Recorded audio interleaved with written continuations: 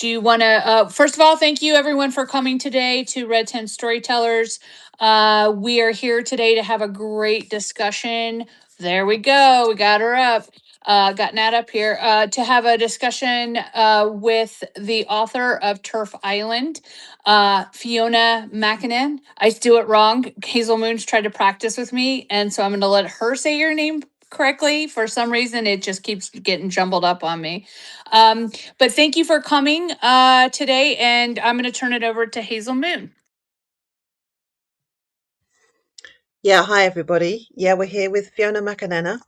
And first off, let's get our giveaway out to all of you. So we are giving to you the chance to win one of our 3 giveaway free promotional codes for the audiobook of Terf Island, narrated by me. What you need to do, and I'm going to get Nat to put this in the comments for you, and I will mention it again later in the space. You need to like and share the space. You need to follow the Red Tent if you aren't already, and you can message them with the words Terf Island.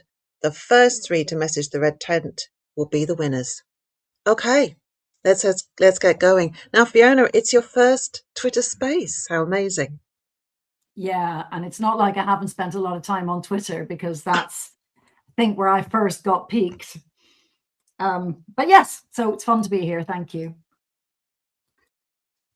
Yeah, that's great. I know many of us are very familiar with your voice, having seen you on many a little clip from news items and Sex Matters. So it's great to have you here. So tell us a bit about you. Where are you from, and how did you get into all of this? Well, I'm from Northern Ireland. I'm from Derry. That hence my Twitter handle, Derry Banshee.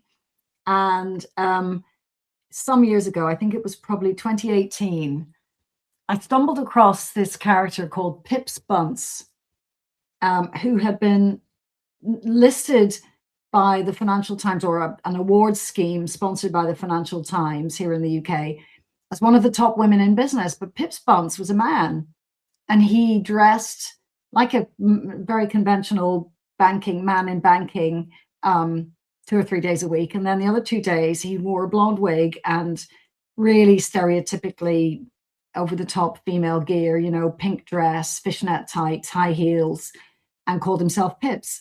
And I tweeted at him and his employer and said, he was supposedly it was a breakthrough in, a role model for women in business. And I tweeted and said, you might be a role model for gender non-conforming men, but you're not a role model for women. And they both immediately blocked me.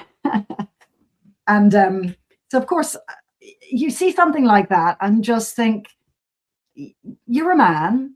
Why is anyone saying you belong on a list for women? And that one thing just set me off. And I then, of course, saw it everywhere. I started following other people on X, Twitter as it was then, reading Fair Play for Women's website. Then I suddenly discovered there was this self-ID thing being planned in the UK. The law was being changed. It took me quite a while to get my head around that and understand the difference between gender reassignment as a protected characteristic on the one hand, and then getting your birth certificate changed and, being able to, whatever that meant, no one really knew what that meant, but getting a new birth certificate that basically lied. And then I saw how this thing was growing and all the stuff that had gone on. I was finding out about men and women's prisons. Karen White, who's now serving life for rape, man, of course, but he was in a women's prison and where he assaulted women prisoners and the whole thing. And I thought, this is insane. And so I suppose, like a lot of people, once you start down that path, it's hard to stop, isn't it? So that's how I got into it. Yes. And here I am, still very active. It's really what I do full time now. Now, I have a feeling that you were quite keen on sport. And was that also something that really fired you up about what was happening with sport and this issue? Well, it's not where I first saw it, but I quite quickly made that connection. Yeah, so I row and I run, and I had come across tweak in the rowing rules here in the UK, you know, what Americans would call crew. I knew that the rules had been changed so that a man who identified as a woman was allowed to compete in women's races. And I remember at the time thinking, that doesn't seem very fair. But then I'm ashamed to say, you know, my very next thought was, oh, well, there won't be many of them, you know, it doesn't really matter. And of course, that's so wrong, so ridiculous. And even now I deal with sports policymakers saying that, and I have to point out to them, it doesn't matter how many there are, they're all wrong because they're all having an impact on somebody. You know, no one says a bit of doping or a bit of cheating is okay because it's only one or two. So, but yeah, so you're right, Hazel, that when I got actively involved in campaigning, which was at the end of 2018, through 2018, I was writing letters and responding to consultations and, you know, bits and pieces like that, writing to my MP, got a meeting with my MP, that sort of thing, but sort of quiet campaigning, really. But at the end of that year, when I joined up with Fair Play for Women and then really started to be active, I really took ownership of the sport campaigning work, and nobody else was really doing it. Sharon Davis had spoken up, but we sort of made a machine of it. You know, we got all the contact details for all the policy makers, chief execs and chairs of governing bodies of sport across the UK, and started to systematically contact them, try and get meetings with them and everything. So yeah, so I've made the campaign in sport something of a speciality. It's not the only thing I do, and it's not the thing I most care about, but it is the thing that most people will happily agree has to be based on sex.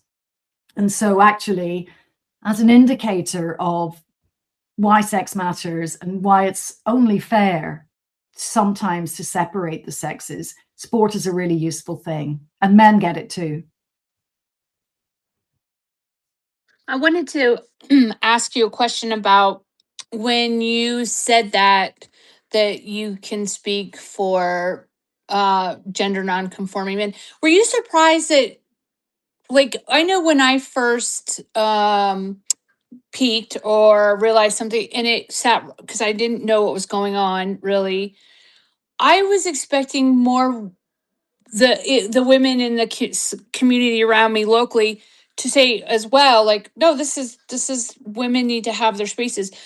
Were you, because this wasn't yesterday, we know we've made a lot of advances, but were you surprised by how many women weren't speaking up about this? Or I mean, what was your, when you did say that the women didn't rally behind you, were you surprised by that? Well, I think that I didn't realize how big a phenomenon it was. And I think a lot of other people didn't either. And honestly, PJ, I think lots of them still don't. You know, a lot of people still, younger people have come across people with trans identities. And so it's much more normal for them. But for older people from my age group, it's less something they encounter personally and more something they sort of shrug their shoulders and think, well, you know, live and let live. So when I started to talk about it, I talked to a few people, and for the most part, their view was, yeah, of course that's not right. But, you know, I remember one woman who actually ran a sports organization. She said, oh, but those are the rules. I was thinking, yes, but you can change the rules. I mean, so I guess what I found was passivity more than anything else, was people shrugged their shoulders and thought, well, that's the way things are. And then I had one close friend whose daughter then decided that she was a man. And we had an animated conversation about it. And it was clear that this friend of mine thought that her daughter needed to transition, that the daughter felt like she had a male brain, and that this was therefore the right thing for her. And I was quite sad and upset for a while after that conversation, because I really wished, that was very early on, and I really wished I'd known better how to be helpful, you know, because I understand the parental priority is take care of my child, try and make them feel better, try and make the world better for them. I mean, this was a young adult woman, but I felt so ill-equipped because the parent was just affirming, and I felt that was wrong, but I didn't know how to how to help her see it differently without sounding like I was criticizing either her or her daughter. And that stayed with me a long time. That was early 2019. And I mentioned sport as a really hot topic that a lot of people get. Of course, the other one is children. People understand that unhappy people don't always make good decisions about medication, never mind about, irreversible changes. So, yeah. So I mean, what I will say is that became a friend with whom I could not discuss this issue. And I dare say lots of people have had that experience. When someone has a trans person in their life, they go one of two ways. They're either very concerned and worried, and they sometimes become active campaigning, or they're totally affirming because it's the only way to keep that relationship going, keep it open. And then people they won't even talk to someone like me because they think I'm harming their child. But dealing with reality is the only kind thing to do for someone in the long term, because we can't change the world to match them, not at the expense of everyone else. Why would we want to do that? And we can't do it anyway. I can't make promises on behalf of everyone else about pronouns or anything else. So I think what we're doing by not affirming children is the right, the loving, the responsible thing to do. But obviously there are parents who feel otherwise.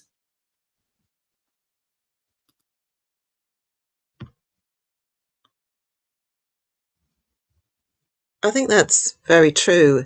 And I think that so often this issue comes into people's lives just like it happened to you, that a friend or a relative suddenly says, "Oh, my daughter is saying that she is now my son." And you're thrown into that situation completely unprepared, and yet things can escalate very, very quickly if you're not going along with whatever your friend or relative is trying to get you to do. And so often this can lead to conflict and big splits. And so many of us have been in that situation. It's one of the saddest parts about the whole thing, isn't it?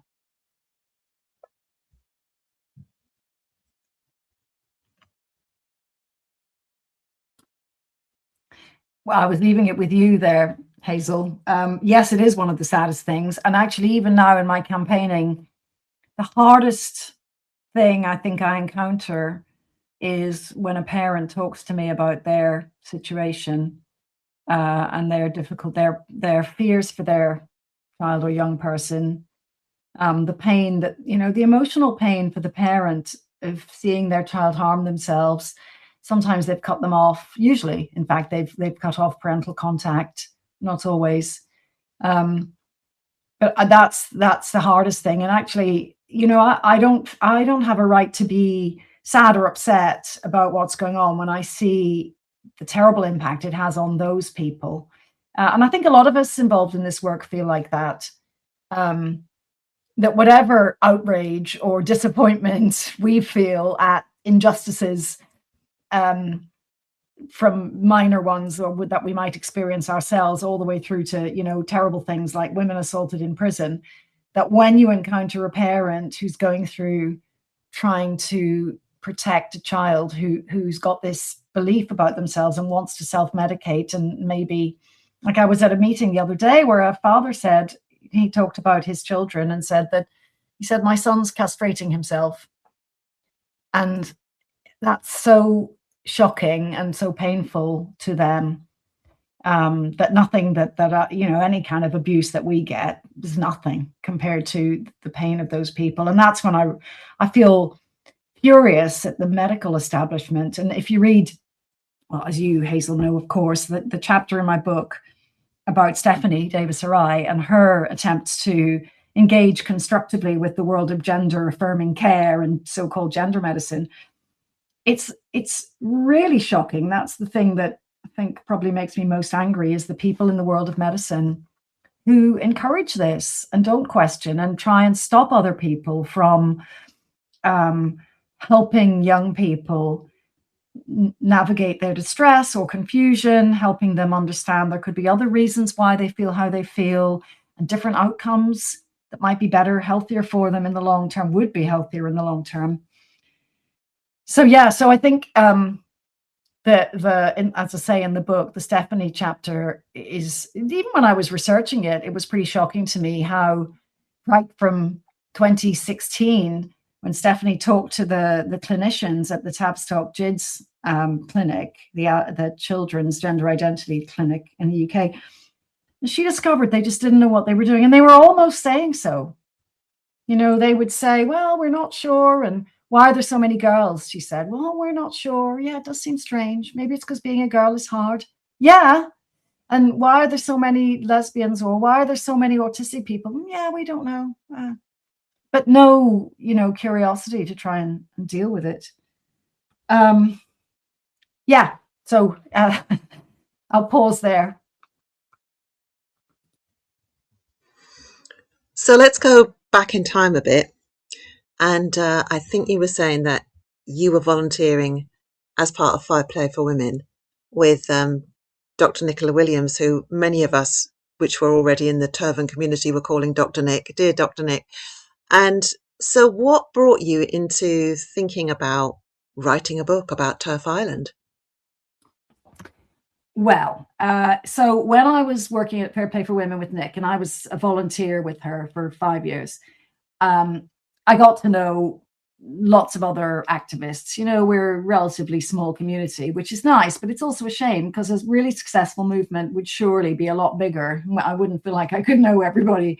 But at that time, I knew Stephanie Davis-Arai pretty well. I knew Nick. I'd met Kelly J. I'd met Maya in 2019, even before she brought her case. And a lot of the others in the book, and we'll talk about some of the others in the book, because there's some other wonderful people who people don't know so well. And it was one of the joys of researching the book to meet other people and then discover they had amazing stories to tell too. But coming back to your question, by 2020 or 2021, as the movement in the UK was growing and new organizations were springing up and more women were becoming aware and were doing something, I started to meet people who had no idea what had gone on before. I remember meeting people who didn't know, for example, that Nicola Williams had first raised the alarm about prisons. They thought someone else had done it 3 years later. They didn't really know that Stephanie had been working to challenge the whole question of children being medicated and affirmed from way back in 2015. So I decided that I did not want their contributions to be forgotten. I wanted the work, particularly of Stephanie and Nick, to be on the record. Stephanie was quite ill for a time. She has cancer. She's well now, but she was really ill. And I thought it would just be a travesty if people didn't know what she'd done. And now she doesn't like me saying this, but I will say, I think she is the person who has done most in the UK to stop puberty blockers. I know it was Kira who brought the case, but it was Stephanie who originated that. And if you trace back, and Kira was very courageous, Kira Bell, and became the claimant. But I think Stephanie is the person who's done more than anyone else. So, and like I say, she doesn't like me saying that. I wanted what she had done to be on the record. And then Nick Williams the same. I think Nick did more than any other person to stop the adoption of self-ID, sex self-ID in the UK. Many, many people contributed to all these things. I'm not saying they did it alone. Lots of people did things. And there's a lot more to do. But Nick mobilized women across the UK. She got them out on the streets. She created the Hands Off Our Rights campaign, Hands Off My Rights. And when the government finally published the results of its consultation on this, the GRA reform idea, the whole let's change the gender recognition certificate thing, so you just have to ask for one and you can get one. When they finally published the results of that consultation, they noted that the single biggest number of responses had come from Stonewall through this sort of Stonewall website automated tool. And the next biggest number had come from this organization that no one had heard of before that, called Fair Play for Women. Stonewall had been around for 15 years or something. It turned over millions of pounds every year, got loads of public money and corporate money. And Fair Play for Women was Nick Williams thinking, we've got to do something, and putting out a crowdfunder and raising 10 grand. And so she mobilized thousands of responses. And I think she saved us from self-ID. Then, of course, at the end of that year, what she realized was, well, we've stopped the law from being changed, but actually we've kind of got self-ID anyway in all the policies. And so, that's the point where we realized, all of us, that there was a lot more to do, that it wasn't just a one-off campaign to stop this change in the law. But that's why I wrote it. And I will say that although I primarily was thinking about Nick and Stephanie, and they weren't up for this, they didn't want to be celebrated, but I insisted. and they both kind of agreed to cooperate. But they're both very self-effacing, But unlike Kelly J, as she would say herself, she'd say, nope, that's fine. I don't mind being the center of attention. But so, although I knew who I wanted to write about, as I say, when I started to research and talk to people and meet people, I found other people like Venice Allen, for example, and Julia Long, who were doing stuff early on, who are just amazing. And Venice doesn't particularly seek the public eye at all, but she is a fantastic organizer. She's done loads of stuff. She's really brave. She's had her own share of trauma. She's been dragged into court and everything. So hearing their stories was great. So in the end, I knew who I wanted to focus on, but I was really delighted to showcase lots of other people too. Not everybody who's made a difference is in there, but I couldn't write about everybody. But I picked the ones I wanted to write about. So when did you start, and how long did it take you to get all the stories together? Well, I probably started about 2021 or 2020 maybe, but it was a bit stop-start, Hazel, because, I started and then I couldn't find a publisher at first, and then I wasn't sure, and I kept thinking, can I do this? And it's a lot of work, and I'm doing these other things at the same time. And when I would think, I don't know if I can do this, it's so much work, I haven't written a book before, then I would think, I have to do it. I have to do it for Stephanie and for Nick. And honestly, that's what made me keep going. And then I went up to Filia in Glasgow, and when was that, 2023? And I go to Filia anyway, but one of my specific things was that I knew there was this feminist publisher called Spinifex, and I knew that they came to Filia because I'd seen them at previous events. And I thought, right, I'm going to nobble these two women. I'm going to talk to them. And I did. And they said, okay, well, send us a proposal. We're not making any promises.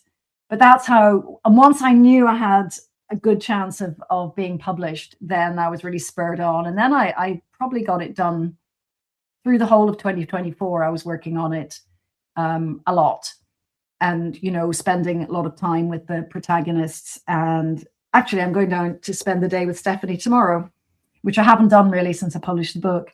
But that's what we used to do. I go and spend the day with her and pin a microphone on her and just get her to talk to me. And actually, that's what I did with all of them. I just got them to talk to me. So it was a bit stop-start. But when I finally got going, sort of a year and a bit, when you've got good stories and people are telling you amazing things, it's such a joy to just hear it all and write it down. So I really enjoyed it. And I learned a lot. I thought I knew a lot already, but other people have said that to me too. They've said, well, I've been in this space for years and I've been campaigning and I thought I knew the stories, but I didn't until I read the book. Well, I didn't until I wrote the book. Did you ever think at any point in your life before this that you were going to write this book, and B, how important this book is? Because I think one of the things we have to make sure the history of what's happened is not lost or warped, so that this never happens again. Was there any point where you just did that ever cross your mind that you were going to be an author, much less an author of something that's basically the history of the global women's movement in the UK? Well, there are lots of important books, Peter. So I thought of mine much more as ensuring the work of certain women was remembered, rather than necessarily a whole kind of arc of history thing. I used to do a bit of writing for business. My background before this was I was in brand management and marketing in multinational companies. And then when I decided I had enough of big organizations, I just left and became a consultant. And so I would do projects for people, and I would, on my little business website, I would write little kind of business pieces about what was going on in the world of marketing and make comments about it. And that's how I suppose, oddly, I didn't know that I was preparing for writing a book, but, I was writing and trying to get better at it, and discovering that whatever you write, that's just the first draft, and how important editing is. And so I think that probably helped, because by the time I realized that I felt this book needed to be written, I'd already had some practice at writing, albeit in a completely different area. But I didn't know anything about publishing. I was thinking, well, if I can't get a publisher, I'll self-publish. But I'm really glad I didn't have to, because when I worked with Spinifex, people who publish books know a lot of stuff that other people don't know, about how to edit and how to do a whole lot of things. It was a bit like working with Hazel Moon on the audiobook. I'm really glad I didn't read it myself, because she knew how to do it and I didn't. But the writing part, I feel, I kind of had warmed myself up a bit with business writing. And then because I was writing stories about people who inspired me, that made it pretty easy as well. I think that I get there are a lot of books that are important. But I think when you have overall arching histories, you lose the humanity and I think that's where there's like Terf Island really brings the human side, to we're not just a sex class, right? And so I think that for years I've thought we have to make sure that we have an honest and true telling of events all over the world. There needs to be a version, I think, of Turf Island in every country, right? Because we can't, so that what women have gone through with this whole situation, because there has been a cost. We all know there's been a cost to saying truth. So that's why, and I am greatly appreciative that you did write this, because I think that an everyday woman could read this and get it. Whereas sometimes with those those overarching history books, they get a little dry and academic. And I just, that's why I'm just really very grateful that you did write this. Well, thank you. I mean, Nick agreed to do it. I first of all tried to persuade Nick that she should write her own story, and she would sort of agree that she would. I'd say, I'll help you. And then she would agree. And then next time we spoke, she'd say, no, I don't really want to do that. And if you read her chapter, you understand, she's an introvert. She doesn't seek the limelight. She really never enjoyed the media stuff or even felt particularly comfortable. She did it because she felt she had to do it. So I eventually gave up on trying to persuade her to write her story and decided I would do it instead. And she wasn't at first necessarily wild about that either, because it still sort of put her, out in the public eye more. And she felt it would be self-aggrandizing if she wrote it. And she was worried that I would do the same. But I said to her, we have to do this, because partly I think your story should be told, but also because it shows people not just on the issues of sex and gender, but more generally, how ordinary people can make a difference. And so she felt willing to participate on that basis, that it's not just about what happened specifically on these issues, but it's about showing people that if there's something that really matters to you, maybe you can do something about it. And I think that's important. And people say to me, well, these are extraordinary women, and they are extraordinary women, all of them, but they're also ordinary in a way, in the sense that no one gave them authority to do what they did. They just took it. And I think that's the single most important lesson of the whole thing is, no one's going to put you in charge, but that doesn't have to stop you taking charge. And as long as you don't mind the knockbacks and sometimes the embarrassment and sometimes even, the humiliation, then keep going. It's a bit like, you never get a discount if you don't ask, and if you're afraid of being refused. But if you're completely shameless and you don't care and you don't mind, well, then you keep asking, don't you? And sometimes you get a deal. Well, campaigning's a bit like that. And so ordinary people can put themselves in charge. And if they keep going and don't mind the setbacks, then they can actually create some power. And I think when you see what Stephanie and Nick and Kelly J and Maya did, that is what they did. And so, as I say, that's kind of potentially inspiring, not just on our issue, but more generally. I think one of the great things about the book as well is for those of us who have been involved in this for a while, we can kind of place ourselves within this. It's kind of, oh yeah, I remember when that happened. And what you do is, having talked to these women after the events, you're getting their reflections on how things went at the time, that we didn't get those backstories. And so I found it really fascinating to go back and to remember, to go through those things that we kind of all went through together. Yeah, and actually, one time when I was talking to Kelly J, I almost ended up in tears because she was describing to me how, when that terrible thing happened in New Zealand, her husband was watching online. And she was thinking, oh my God, I really hope I don't die here, because the children will be furious that I came here, when I didn't have to. And then when she found that her husband had moved on, she was, of course, terrified that her children would see it because it was all being live streamed. But anyway, the children weren't watching, but her husband watched it. Other people saw it. And she just kind of battled through it. But when she came home, she said it was maybe months later that she was talking about it on one of her spaces, one of her Facebook Live things. And then it suddenly really hit her that she really could have lost her life. And she got a bit choked. And I got a bit choked hearing her talk about it.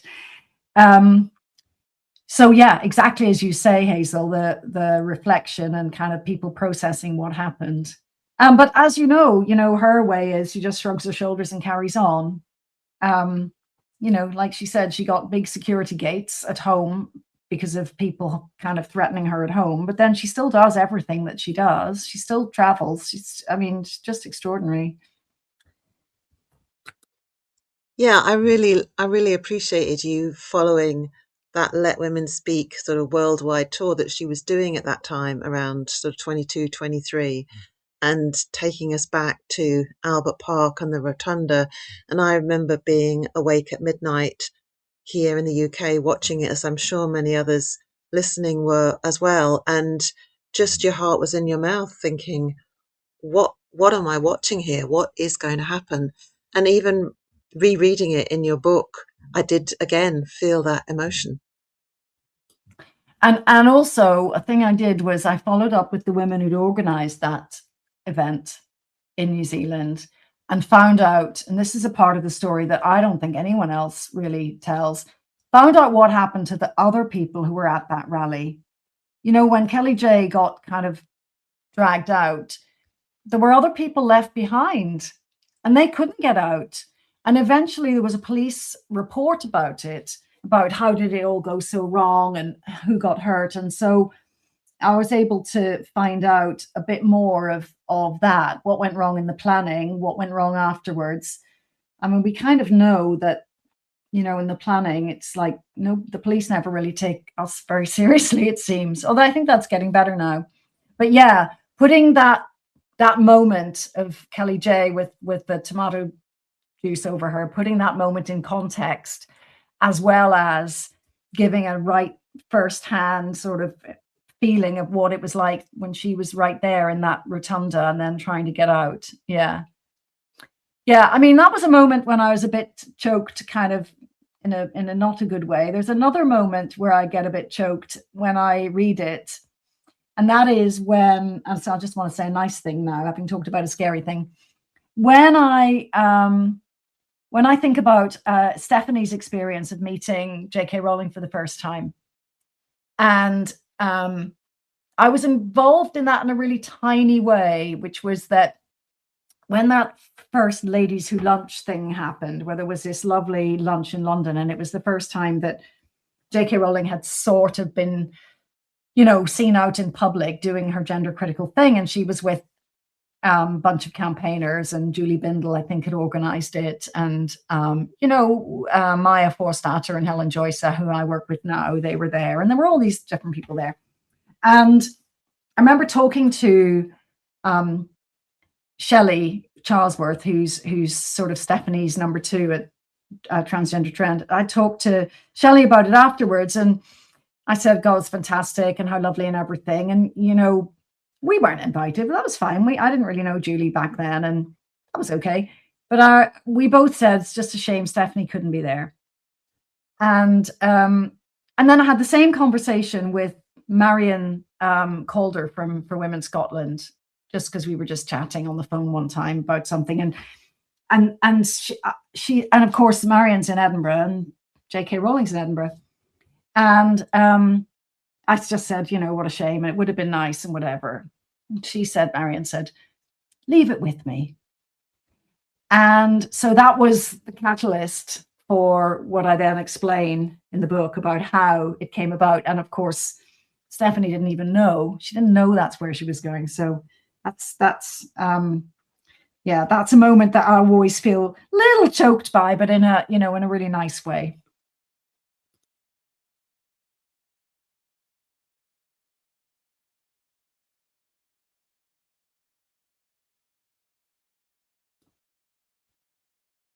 Either one of you coming on, because I'm not hearing anyone. Yeah, sorry about that. I'm not sure. We might be having a technical difficulty in the background. But it's like that must have, you're talking about, you have the good and the bad. I think all of us watched the Kelly J thing in horror, right? The cold creep up your neck, the goosebumps, like that, because we know, even though that it could have been much worse. For me, I was like, okay, this will be the moment that changes and people realize this is out of control. But I've said that a million times. And then on the other side of that, your story about women getting together and making this happen for Stephanie, it's like, that's the thing. Even though it was so bad in Australia, I'm sorry, at the event, that we know that women got there. One woman got her orbital bone fractured. Just the women trying to come together, no matter where it is, and right this ship in a way. Yeah. The rediscovery of active feminism, I think, has been, I suppose, the positive out of all this. And, when I think back to when I was young and, and I went through university and then I went in, like I say, into big corporates. And I kind of naively thought feminism, we didn't really need feminism, I'm ashamed to say. I mean, I did, in the sense that, we had to kind of battle against thinking that it was terribly unfair that all the men would go off and play golf together on the annual golf day. And, they probably talked business and got to know senior people, and the women were kind of not part of that. But, bloody hell, that's trivial, isn't it, compared to what's gone on more recently. But I'm just saying that back then in the 80s and 90s, that's what I thought feminism was about. It was kind of fighting, because I was in the corporate world, it was fighting in the corporate world for it not to be a big deal all the time that you were a woman, and also to be able to have access to all the same places and things and opportunities that men did.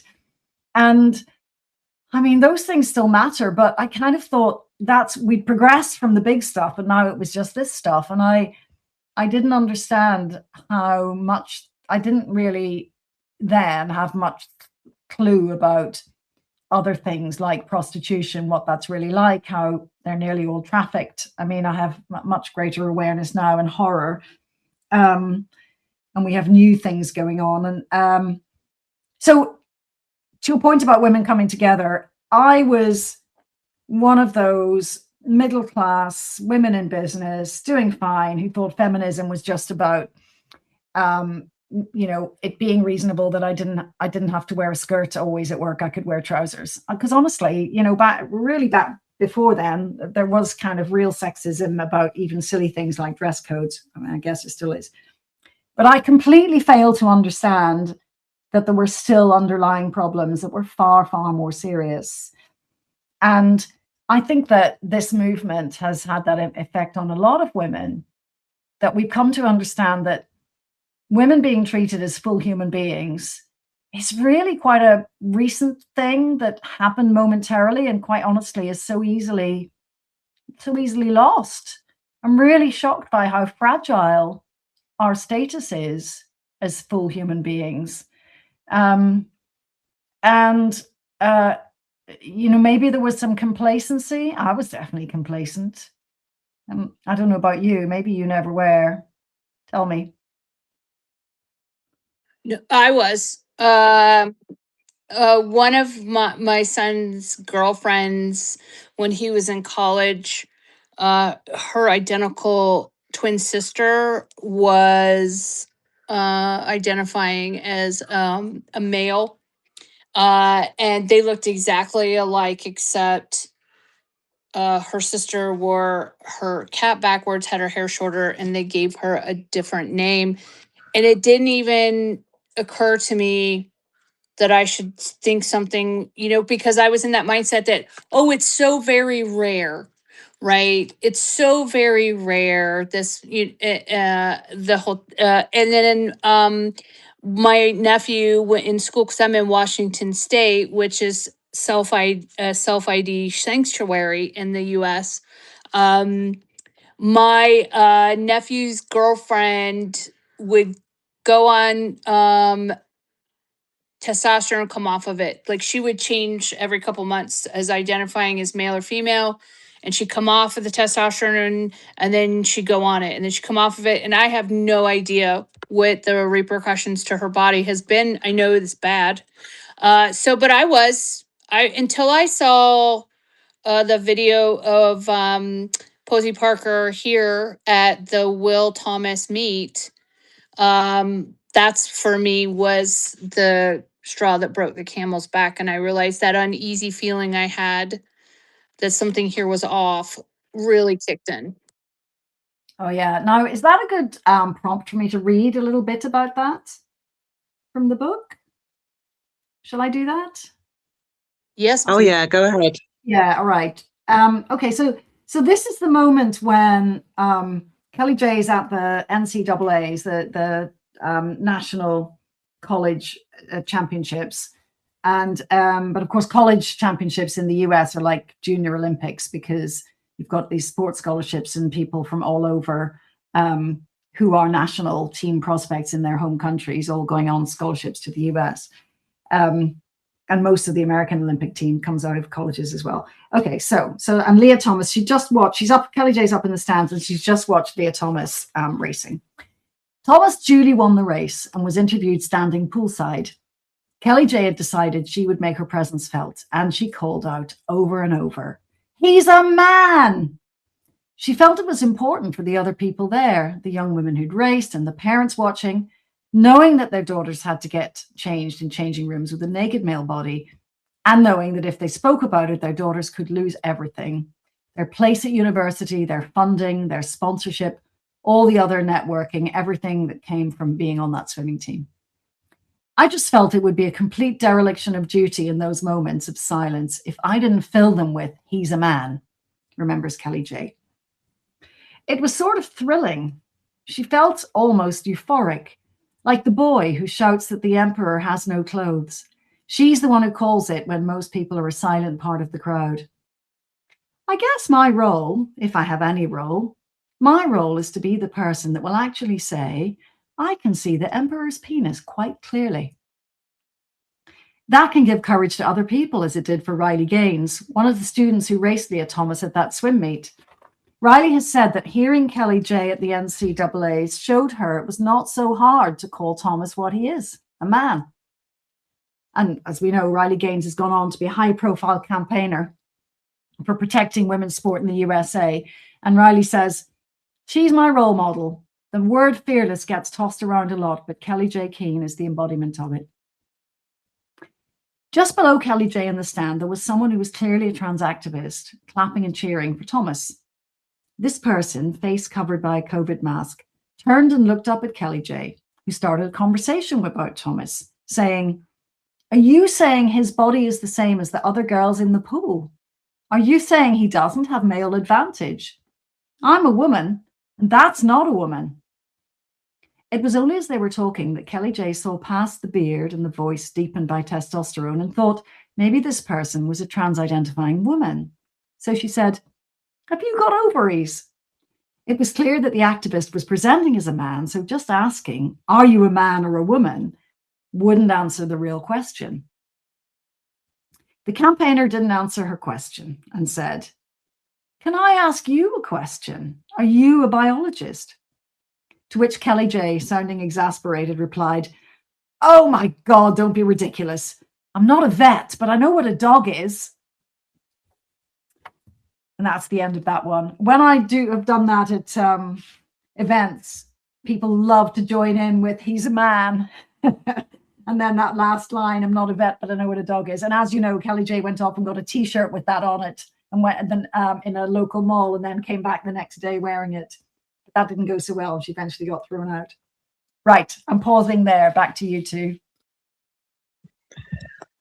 I must say that when I was narrating the book, actually voicing things just like that, like the part you've just read, actually putting those things in my own voice, being Kelly J, that felt quite a moment to actually honor that. And we all know those, as you say, we know those lines so well. Yeah, it was quite an incredible thing. And I did find that throughout the audiobook of thinking, all right, okay, so now I'm going to be Jermaine Greer. Okay. And one of the things that happened in what happens in all audiobooks actually is you have to get a lot of things sorted that maybe you don't really think about when you're just reading or listening to a book, which is the actual pronunciation of things. Because I really feel like I want to get them right. I want to get people's names right. So I was sending you messages, "How do you pronounce this?" And you say, "Oh, I'm not quite sure. I'll have to go and check." And then I would be asking you, how does this acronym, how would we pronounce that? So we were having to sort all those things out before I could actually record that section. Yeah, I mean, that's an example of how you knew what you're doing, because every question you asked me, like, well, how do we treat these footnotes? Or the realization that I needed somewhere to explain what a TERF was, and that needed to be early on, because in the book, it's in a footnote. So, you know, if you don't know, you just look, but most people will know. But then in the audiobook, you don't have footnotes. So yeah, that's when I understood that working with a pro was much better than trying to do it myself, Hazel Moon. And that's aside from your excellent impression of Jermaine Greer in the opening chapter. Oh, thanks for that. So how did you decide to do it as an audiobook? Did somebody suggest it, and why did you decide not to do it yourself? Well, people were asking for an audiobook, and I did think about doing it myself, but I kind of felt like I just didn't know what I was doing. And as I say, I didn't really know until I worked with you what I didn't know. But I'm glad that we did the audiobook because it's clear. And actually, one woman said to me, so Aqua Reindorf, who's a KC, who is really great legal mind and has done really important work on this issue here in the UK. She said to me quite early on, she said, because she has MS, she said, you know, I really find reading difficult. Please do an audiobook. And I thought, yeah, God, I definitely want to be able to do it for Aqua. I want to be able to message her and say, here it is. I did it for you. So, and indeed, she did get her copy. So yeah, but you know, it's a different experience, I think, listening to a book, isn't it? And a bit like we've all listened to all the podcasts and everything, you know, when you get piqued on this issue and you get really hungry for content, you want to listen to lots of things. So an audiobook lets you do that while you're on the move, getting your steps in or whatever. So I think, yeah, I think it was a good addition. I'm glad we did it. Oh yeah, me too. The funny thing is that obviously I knew that you were publishing it because there was all the sort of promos coming last year, and there was something from Spinifex saying, I think it was one of the promo videos that they did put up, and they said, oh no, there won't be an audiobook. And of course I had been thinking, oh well, maybe I can go for the audiobook. And I was so disappointed when Spinifex said, oh no, we're not doing audiobooks. And then I was doing another book, narrating another book, and I'm always checking in on the ACX website, which is the sort of sister site to Audible, where all of the projects are put up and all of the narrators can go and audition. And just out of the blue, one day I look on and there is Terf Island. I couldn't believe it. I was just so excited and thinking, I have to get this book. I have to really, really try and get this book. So not only did I do my audition and get it sent in, but I also did a few back channels through some of the Terfs to say, oh, please, can you send a message and put in a good word for me? Yeah, well, that worked. I want to say a couple of things about that, actually. Yes, people put in a good word for you, and I knew you were proper Terf, so that was great. But really, it was because you read it so well. But just to say, how did I realize that I could do an audiobook? Because as you say, the publishers had said audiobooks hadn't really worked for them, and you have to pay a lot of money up front to record it, and it's not worth it. Someone in the US called Lauren emailed me out of the blue some months later and said there is a way to do an audiobook without paying up front, and it's this shared royalty basis with this outfit called ACX. So that got me started. If it wasn't for her, there wouldn't be an audiobook. So that was really important. And then separately, not to do with getting the audiobook out exactly, but just in the spirit of how helpful people are when they're united in a cause. A guy in Belfast, whom I've never met, contacted me somehow and said that he had registered the URL terfisland.com a while ago, just as, I don't know, precaution, or maybe just smart to think of things. And he said, would you like it? You can have it for nothing. Wasn't that brilliant? So that's why I made my little website, terfisland.com, to put up endorsements of the book and interviews and things like that. That was really generous. Yeah. Well, let's have another section of Terf Island. Oh, well, look, I want to read. I've talked about Venice Allen, who's an absolute darling, and I was with her today, actually. We had an event at the House of Lords to launch a new report that Sex Matters has done about using the Equality Act to protect and enable women's sport, because so many people think it's all very difficult and complicated and it's discrimination and everything. And we want them to understand that it's very simple, straightforward, and there's lots of provision in law that just says, if you need to separate the sexes, when you can do that, when that's a reasonable thing to do, and that you just do it. So Venice helped us organize that event, and we invited people from the world of sport, sportswomen, policymakers, people who run governing bodies of sport, politicians, sports lawyers. It was a really good turnout. Baroness Sharon Davis now was the host. We had a great time. But I'm just going to read a little bit about Venice, because as I say, she is behind the scenes. She's not so well known. Although we've got a picture of her. I don't know if we're able to share that. There are some photos in the book. And one of them is Venice early on. So let me read this little bit about Venice.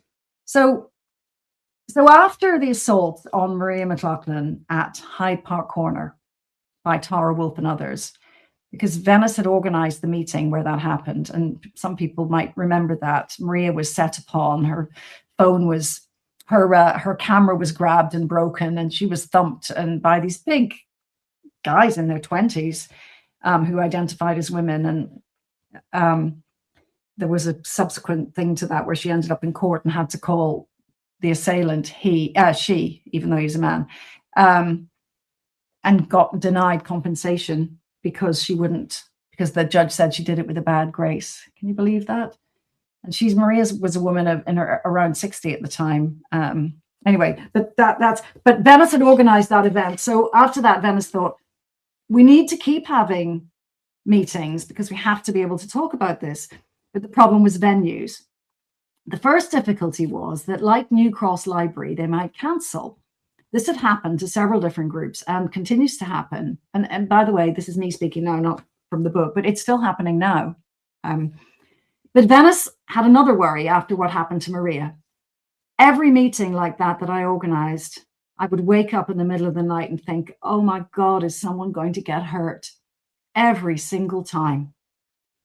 Venice set up a group on Facebook called We Need to Talk.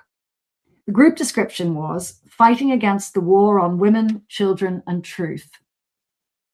In the next year or so, Venice put on several events across the country with help from Sheila, that's Sheila Jeffries, Julia Long, Heather Brunskill-Evans, and others. Kelly J was involved with a couple of them. One of the first events was in York that November called We Need to Talk About the GRA with Sheila and a lesbian politician called Linda Bellos. That event led to Linda and Venice being taken to court. Something Linda had said was represented as a threat of violence. Because Venice live streamed that event, she was issued with a court summons as well. But that wasn't until the following July. They didn't know they were in trouble till then. And by the way, that whole episode is in the book. But just for now, I'm going to come back to something else. Around this time, Venice was suspended and then expelled from the Labour Party. She was investigated because she had, as a joke, changed her Facebook profile to say her job was leader of the Labour Party. She was also posting stuff on Twitter as Dr. Rad Femme that they didn't like. For example, a picture of Eddie Izzard saying, so Eddie Izzard, the comedian, Eddie Izzard on the all-women shortlist, this is what misogyny looks like. A trans-identifying man reported her and she had a disciplinary interview with the Labour Party to investigate her, quote, transphobia. And a barrister called Amanda Jones went with her for free. Venice recorded this interview, by the way, and you can find it on X. On where? Online somewhere if you search. The interview was, in Amanda's words, completely surreal. The investigator asked Venice things like whether feminism exists in the animal kingdom and whether her mother agreed with her. It was proper Kafka, Venice says. Slightly embarrassing as well, because I'm there going, oh, I'll treat them as honorary women if they're nice. She happily conceded that she was not, in fact, the leader of the Labour Party, but did not back down on her belief that people can't change sex. So she was thrown out. So that's just a tiny snippet of Venice, although the thing that shocked me most about when I worked with Venice was the litigation stress, you know, when this guy brought a prosecution against her and Linda Bellos, and what people go through. And again, that's still happening now. There are still activists. This has been going on for years, but there are still activists who seem to just file cases, and there's nothing in law to stop people filing cases. You know, the case might have no merit. It might run out of time, or it might be dismissed, but still it causes terrible stress for the person on the other side, and they have to usually spend money on legal defense and everything else. I mean, that's happened to Kelly J 3 or 4 times. She's been interviewed by the police. So there's still a lot of pressure on people not to speak up and to keep quiet. And I think what Venice called her group, Fighting Against the War on Women, Children and Truth, is still really true, isn't it? It's still a good name. That's still what we're fighting. What do you think? Yeah, I think we are.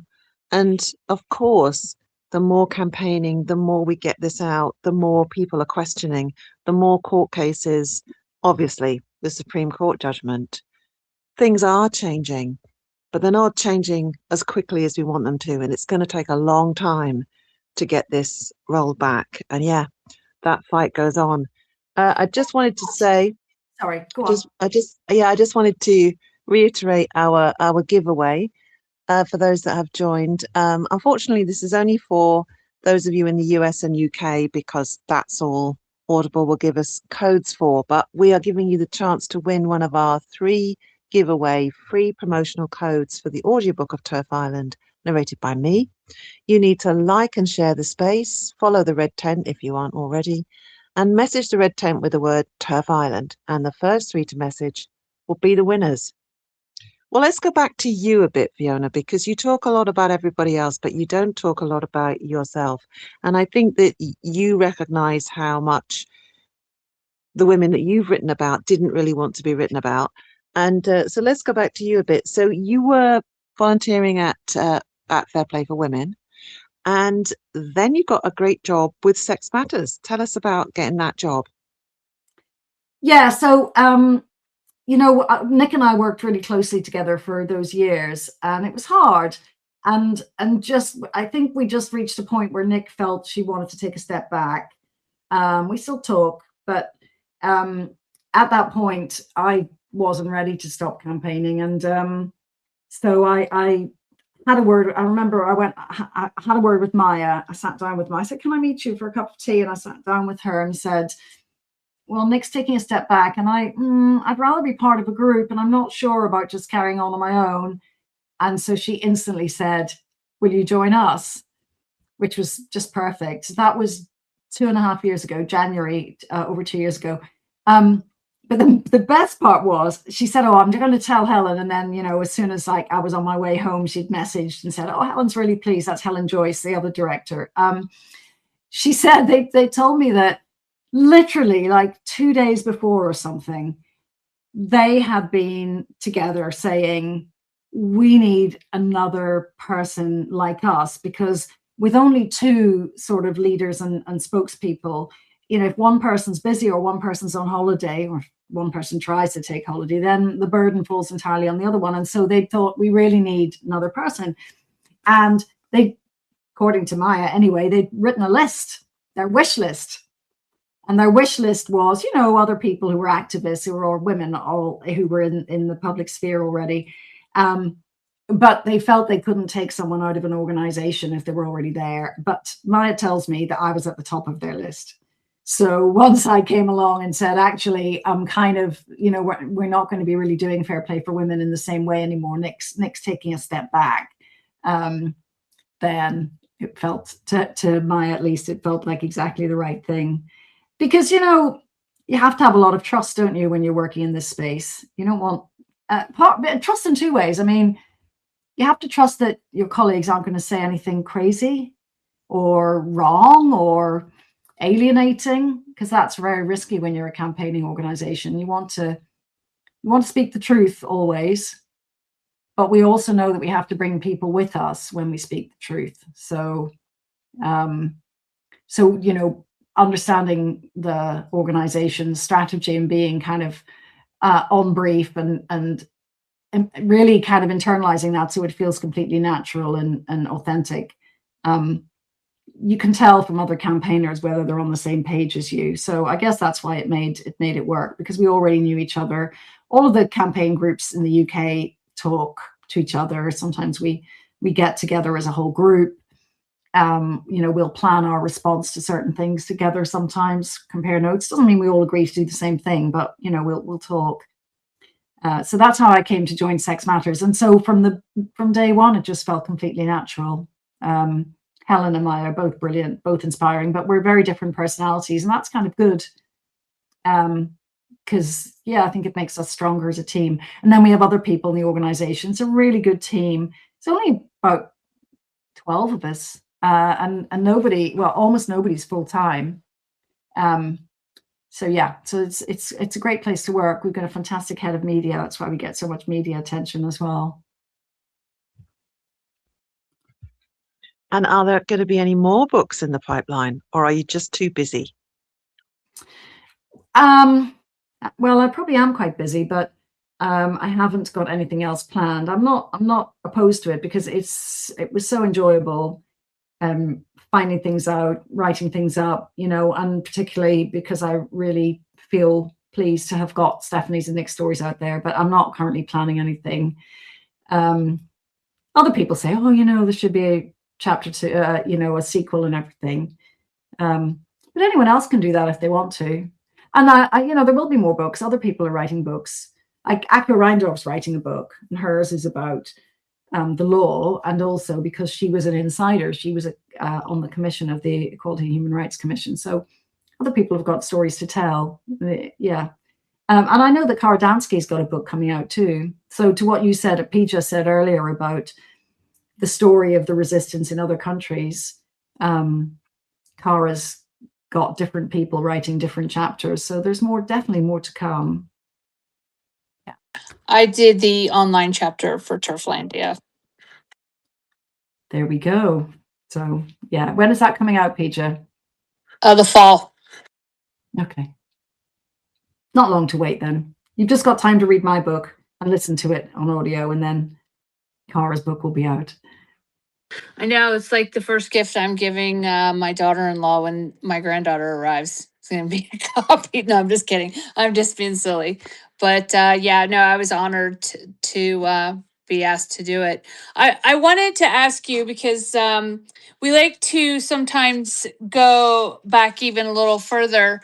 Um, what is something that you growing up, little Fiona? What was something that you dreamed of doing? Oh, I was I was a very serious child. I was very earnest and principled, and I worked really hard at school. And then eventually, maybe not little Fiona, but middle-sized Fiona, eventually what I dreamed of doing was going to Cambridge University because I thought it was a sort of magical place, and nobody from my school and nobody that I'd ever met had ever gone there. And so that was, and my parents were teachers both, and so they encouraged me to try, you know. So that was a thing, because and then I did go to Cambridge, and when I applied, I remember being kind of awkward about thinking that I was clever enough to do that and not telling people where I was going when I was going for my interview, which isn't right, really. You know, there's no shame in trying, but anyway, that's how it was. No one else had done it, and so it seemed like a bit presumptuous to do it. Um, but you know that initiative and just deciding to do it, I don't know where that came from, but maybe there is a thread here, because just deciding that you can change something and just deciding to have a go is the essence of all campaigning. So you know, maybe that's where I got my little motivation from, to think, what the hell, I can do this, or at least I can try. And actually, it was because I went to Cambridge I learned to row. So the biggest change that made for me was I was one of those academic, uncoordinated young people through school. Never did sport. I did try, but I just wasn't any good. And then when I went to Cambridge, I was taught to row because that's such a big thing there. And it turned out I was good at it. So that was a complete transformation of self-image, you know, at the age of 18, thinking I'm not sporty. And then, oh my goodness, I'm good at this. So that was, yeah, maybe that's another thing, you know, that you kind of have this really strong sort of set self-image, but you can change it. Actually, maybe you can change it anytime. So other people might want to try stuff. I mean, I teach adults to row now, you know, sometimes even people in their 50s or 60s, you can still learn and still get great enjoyment from it. And I'm still rowing myself. So that was a lifelong change that happened from going to that university. We don't like to talk about ourselves. I mean, even when we spoke before this, you made that clear. Most women just like no, because and we don't. And I think that's part of it is because we're always battling that little tiny voice, that imposter syndrome voice that tells us that we shouldn't be proud when we've done something, that we don't want to self promote, that we don't want to take the chances. And I think hearing stories like even talking about that, and you're talking about going to Cambridge, that you had applied to Cambridge, there was part of you like, well, if I say it out loud that I'm doing this, then I'm admitting I'm good enough, right? So I'm going to so it's just really interesting. And congratulations on both the Cambridge and the rowing. Thank you. Yeah, I think I was prouder of the rowing for Cambridge in the end than of my degree. But you're right, actually, Peter, because you know what I've said about Stephanie and Nick, they were both didn't want me to big up their contribution. But I said to Stephanie, I mean, when I would give them the chapters to review, and Stephanie sent hers back, and she wanted to strike out where I'd put in that I thought she was the woman who'd done more than anyone else to protect children from puberty blockers in the UK. And she wanted to strike that out. And I said, no, I'm sorry, Stephanie, it's my book. I get to leave that in. So it's there. I think she's got used to it. And I suppose going to Cambridge, coming over to the UK, coming over to England, that changed your life in another big way. Did you ever go back to live in Derry?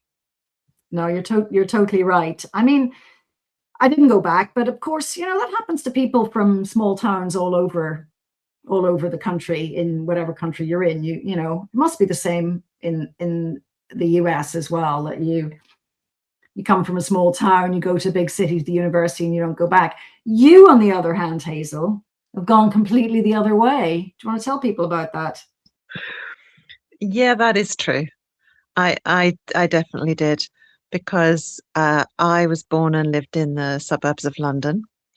And then I left home to go to college and I went to Polytechnic in Oxford and I never went home. But after a while of being in Oxford and then I moved to Nottingham, I got a job in a women's aid refuge. And at the age of 27, decided to just have a big adventure and come and live in the Outer Hebrides. Now that is a long time ago now. That it was in 1990 and I'm still here. I'm very happy to be here. Yeah. So you're one of the few who's gone from the big smoke to, well, the Outer Hebrides. That's really quite extreme. But yeah, so yeah, no, you're right. I didn't go back, and I married an Englishman and I have English children. And so there's no chance of getting any of them back. That's true.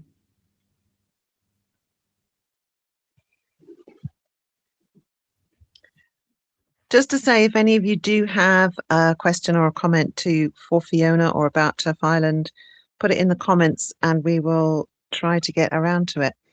Shall we have another little section from the book? Yeah, okay. Well, look, I've got it. I can give you a choice between a bit of Nick Williams or a bit of Stephanie. What do you want? Well, let's have some Nick. Okay, let's have some Nick. Okay. An email from a stranger in mid-2019 brought a political breakthrough. It was from a woman who said she'd been involved in politics and she was interested in supporting fair play for women. Nick and I met her at a cafe in London.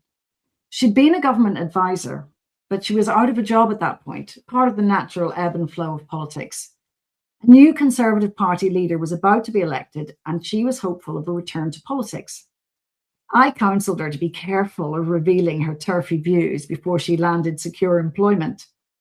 Little did I know she was all in with the Terfs and with the new leader. A week later, Boris Johnson was elected as the new Conservative Party leader and UK Prime Minister. And she confirmed that she had a job as a special advisor in Boris Johnson's new team in number 10 Downing Street.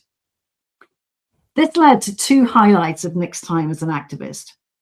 This new contact invited her to go and meet at UK headquarters, 10 Downing Street. Going up to that famous black door and then going in was a huge thrill. There, she bumped into Andrew Gilligan, the former Times journalist who'd become a Johnson advisor himself. Andrew Gilligan was the first person to write about what was happening in prisons with Nick's information. Andrew welcomed Nick with a hug. From the earliest cloak and dagger days of trying to get the story out, here they both were at the heart of government. She stroked Larry the cat too. It was almost 2 years later when this political contact, the special advisor, told Nick there was someone influential called Baroness Anne Jenkin who now understood the issue and wanted to get involved. They connected over WhatsApp and agreed to meet on a sunny June afternoon in 2021 outside the Houses of Parliament, in front of the statue of Millicent Fawcett, the pioneering campaigner for women's rights in the UK. Nick and I stood nervously waiting to meet this peer of the realm, who came towards us in a bright pink suit, wheeling her bicycle, and started chatting as if we were old friends. Anne had taken a while to see the difficulties of letting men decide they were women and could therefore access all areas on that basis. Like so many, she thought it was a tiny issue affecting a very few men. Once she understood how many women and girls were affected and the impact on children, she was mortified that she hadn't cottoned on sooner. She became very involved and did a lot to make up for what she felt was her lateness to the fight, saying in the House of Lords, "It's not shameful to defend women's rights." And actually, I saw Anne yesterday at a cross-party briefing in Westminster. So, after that kind of moment of waking up, she too has been tireless in her work, and she's a very good campaigner. It must have been quite difficult to actually finish the book because it's not like there's a specific area of time that you're looking at because things are happening all the time. And obviously, one of the big things that was happening in 2025 was the Supreme Court judgment. And were you kind of waiting for that? Did you think, can I just squeeze it in at the end? Well, we didn't know when the result was going to come out. You find out with less than a week's notice. So the manuscript was finished. We were on final edits, and then we heard the result was coming, the judgment was coming. And so as soon as we got, and I was in court for the judgment because we as Sex Matters were an intervener in the case. So we actually had reserved seats in court, and it was such a fantastic moment. And so I had to write about that. So, and of course, talk to Susan and Marion and Trina for Women Scotland. So yes, we were absolutely at the last knockings of getting the book ready to go to print. But I quickly wrote some stuff about the results because it was so important, and because those moments were so exciting. When the mood in the court and up in Scotland, where there was a different group of people hearing the judgment being relayed. I suppose the one thing I'd say, Hazel, about that is that I wrote about it just after the judgment was handed down, and we felt really quite optimistic. And there was some immediate change as a result of that. And of course, there were people digging their heels in, but I don't think I could have anticipated, none of us did really, I think, just how intransigent people would be. I think that was possibly a moment of peak optimism when For Women Scotland won that case and the law was clear in the UK. And we know that people in other countries are looking at the UK. The puberty blockers changes tell you that it does matter. We can have an influence on other places as well. Not that everything we do gets picked up, and other people are working hard too, but we know it matters. And so the Supreme Court judgment really mattered. And that was a moment of, I would say, peak optimism. We really thought, great, now we just need to go around hoovering up, telling everyone what they need to do. How naive we were. You'd think after years of being in this fight, we wouldn't be naive, but I think we were perhaps I certainly was overly optimistic. But it does mean that I finished the book on a high, and it does finish on something of a high. Yeah, it certainly does. It certainly does. And every success, and that was a really big one, is moving us forward. But as you say, a lot of this belief system, and it's a kind of cult belief system, is so entrenched in people's minds. It's one of those things they just refuse to talk about, and they refuse to even accept that there might be another point of view that is valid. And I think that is, as you say, one of the things that is very difficult to argue against when we are called every name under the sun. Even though we get inured to it, it doesn't mean to say that actually having those discussions and conversations gets any easier. No, I mean, on the one hand, we know from polling and from focus groups that the vast majority of people agree with us, and even young people, who chant trans rights are human rights, they agree that at that headline level. But when you drill down to specific issues and implications, they all say, as I said earlier, that it's not fair in sport and children are too young to be doing this, and they change their minds and they shouldn't be encouraged to believe there's something wrong with them, and all of that. So on the one hand, we know there's a lot of support for our position and for trying to restore the balance of rights that is written into law, which is to say, don't discriminate against anyone on the basis of their sex, except when it really matters, because it protects people's dignity, privacy, in some cases, safety, fairness. So, all that balancing has already been done, the kind of what's a compromise. What we have in the Equality Act is the compromise.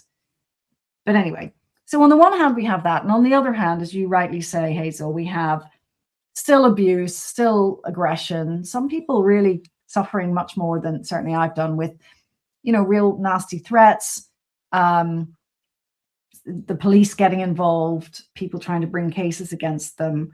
And I think that's possibly the single biggest thing that keeps people quiet. It's not even that they don't care. It's that if they become aware that there's a problem and they try and raise it, they quite quickly understand that you still can't really talk about it. And that's the biggest problem we've got still. Because unless we can talk about this, we can't address problems with it. And so that approach of no debate worked so well. And still men and women and children in school are being intimidated into keeping quiet. And so actually winning the battle to be able to speak freely is so fundamental. That's why Maya's case was so important. You know, the policy things that she wanted to talk about were really important, but it was the ability to speak about them that was the biggest problem. And that's why she lost her job, because she was daring to say these things that her American colleagues thought were just unsayable. And so that's the battle we have to keep fighting most of all. And I do find when I talk to people one-on-one, you know, friends that I do sport with, taxi driver I was in a taxi with the other day, mostly they agree. They do agree. But either they didn't think it's a big problem, or they very quickly pick up that it's not something you're supposed to say, you know, that maybe it's unkind or maybe it's selfish. So I think what we're doing here is all part of the most important thing, is to make it okay to talk about. And, you know, what always strikes me is these people with trans identities feel completely entitled to talk about their needs, their rights, their demands. And yet when a woman tries to talk about her needs, her preferences, her boundaries, it's like, don't be so hateful, don't be so selfish. But that tells you everything. You know, why are we not allowed to advocate for ourselves when they're allowed to advocate for themselves? So we just need to find more people with more voices. And ultimately, we're such a majority in terms of our beliefs about being fair to everyone. And sometimes that means sex segregation in the ways that are laid out in the Equality Act. There's no more discrimination than is needed to protect people. So I'm so sure that we're in the majority, and I'm sure that over time, the more of us who speak up, eventually it will be safe to do so. Until then, you're right, it's still not that easy.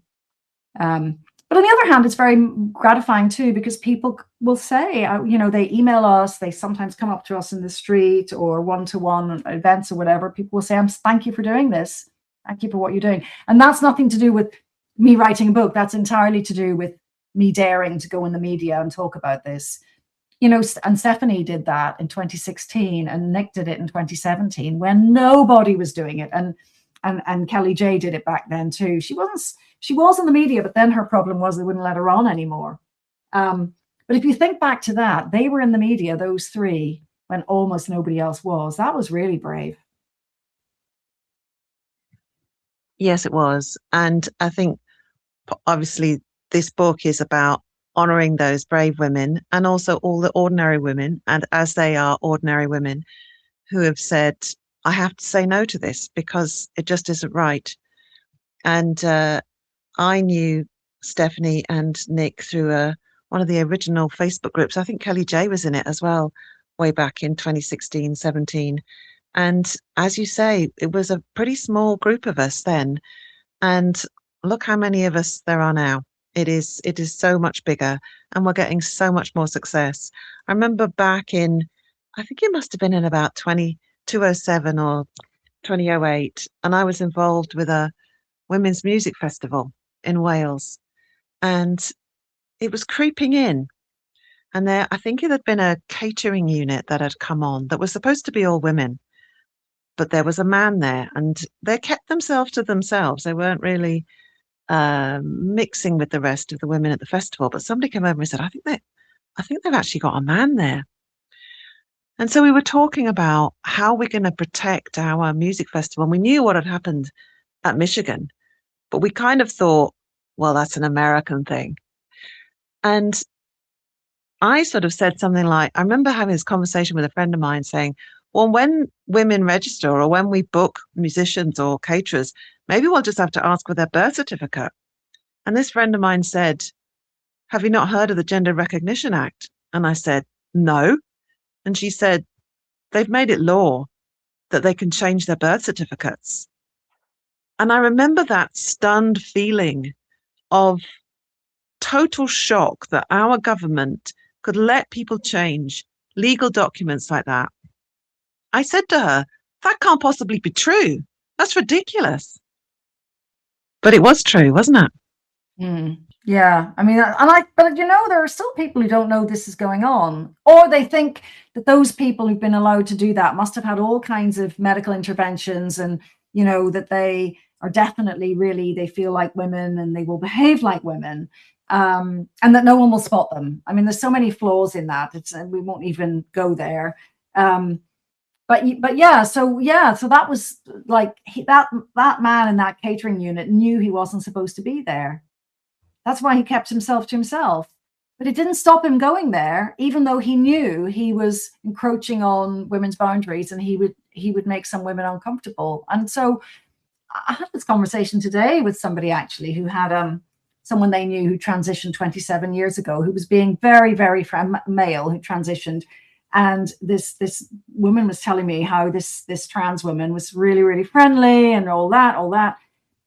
And I thought, yeah, but he's still encroaching on your boundaries. He's still doing this. She said, oh yeah, he still uses this woman called this trans woman, she still uses women's toilets. And I said, well, then it doesn't matter how nice he is to you.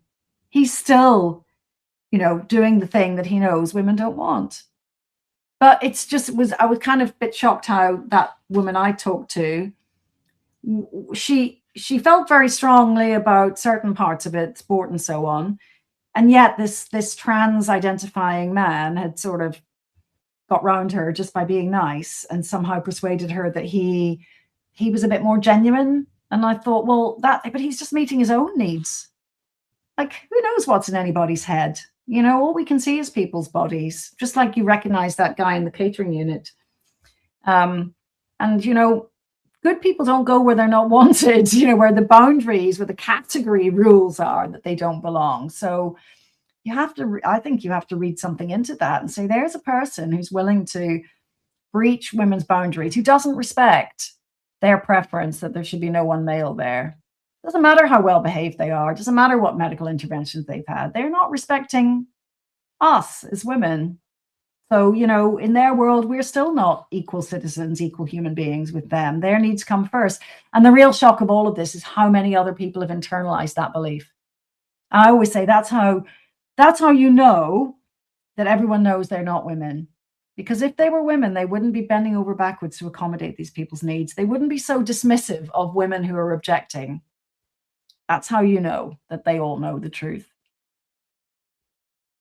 Plus, they know that they are lobbing a grenade into that women's organisation, whichever one it is.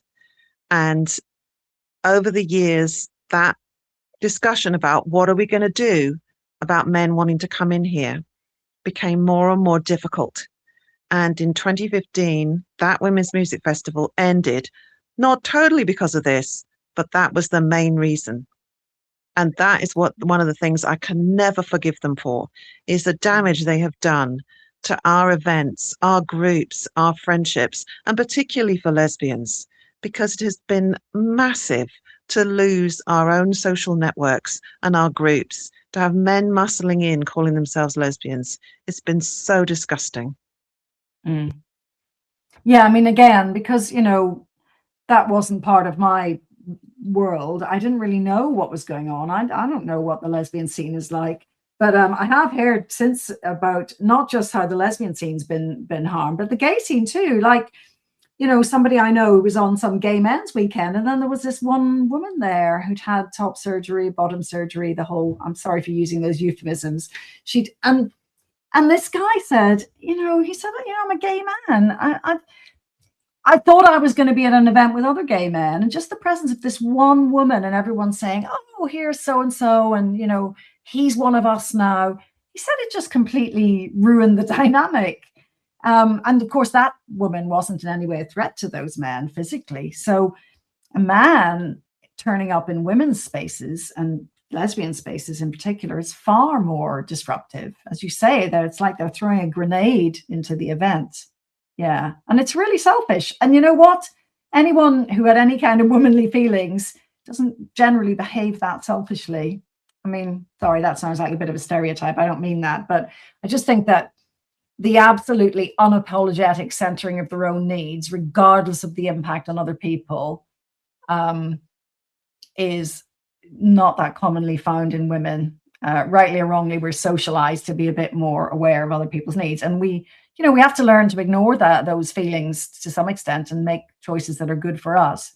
But I mean, Yeah, those men feel seemingly no constraint at all. You know, they know what they need and they advocate for it. And we've had to learn to speak up and advocate equally strongly for ourselves and for other women and girls.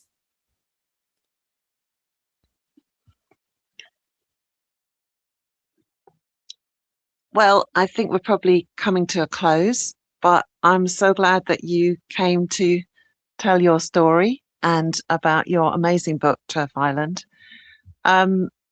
Just to say again, if anybody wants to go for the giveaway promo codes, your chance to win them is by liking and sharing the space. Follow the red tent if you aren't already, and message the red tent with the words Terf Island. The first 3 to message will be the winners. Obviously, we're all here. We're all in the movement. And we're all women that have got a story. So whatever your story, if you feel like coming up and sharing it with the rest of us, we'd love to have you. Peter, some last words? Yes, thank you, Fiona, for joining us today. One of the reasons I know that we're going to right this ship is that women are invested in knowing each other beyond the surface level. That's how our relationships strengthen and our ability to fight back against falsehoods, basically. So, thank you so much for joining us today. And please go follow Fiona. Go get the book. And if you are getting it, make sure you're leaving a review. It's very important how we get the works of our fellow women writers seen by the general public is by the reviews. I'm going to turn it over if she's available. Nat, I'm going to put you on the spot. Can you just real quick explain why the reviews are important? Algorithms. So it's a 5-star review system. Google and Amazon were the first 2 to kind of establish this, and it's across pretty much all 5-star review systems. Where now I'm not encouraging anybody to give this amazing book 1 star, but it's by volume and not by quality. So the more reviews you have, the more chances you have of getting into the bestsellers list, of being auto promoted by Amazon. But we got to leave the reviews. And so leave a review for the algorithms and let's get bestsellers up at the top. That goes for the audio as well. Definitely make sure you're reviewing the audio version as well. We will be back. I'm going to turn it back over to Hazel to take us out. Thank you to everyone who came to listen. Please share the space. It will be going up on the Red Tent site as well as our YouTube channel under the Scarlet Frequency. If you haven't had a chance, please go check it out. We have great interviews from women like Kara Dansky, Coach Linda Blade, Vaishnavi Sundar. There's so many women. Amy Sousa was our last guest. So please go check those out. And if they're on not everyone's on X.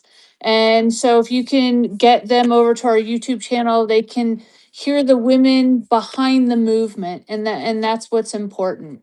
All right. Thank you so much again to everyone who came to listen and to our amazing guest, Fiona. I'm going to let Hazel Moon take us out and we will see you in 2 weeks. Next time we have Vera from Canada. She started a wonderful women's magazine, primarily focused on lesbians, Jill magazine, and has found being a TERF in Canada quite challenging at times, as I'm sure there's other Canadians here will agree. So come back in 2 weeks. It'll be lovely to see you then. Good night, everybody.